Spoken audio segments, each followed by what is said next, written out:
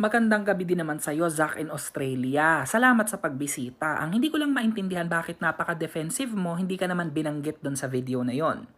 Tungkol yon doon sa migration agent doon sa content mo. At yun lang ang pinanood ko. Hindi ko pinanood ng buo yung video mo kasi yun lang yung kailangan kong sagutin kasi yun lang yung tungkol sa international students.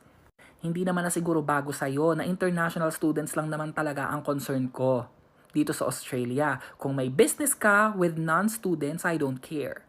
Pero dahil nandito na rin lang naman tayo, sige, may mga gusto akong ipaabot sa'yo. Akala mo siguro na yung mga pinaggagawa mo nakakatulong ka sa international student community. Well, hindi. Sorry to burst your bubble. Akala mo na i-inspire mo sila pero hindi, pinipressure mo sila. Kasi nagpapakita ka ng mga unrealistic expectations sa kanila. Na oo, posibleng kumita ng ganun pero certain skills lamang yung nababayaran ng ganung kalaki.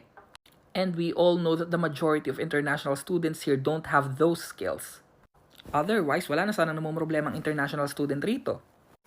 And yeah, right, wag mo akong ginagaslight. You are not only targeting students but all Filipinos in Australia, pero yung ginamit mo na video dun sa content mo ay para sa mga international students.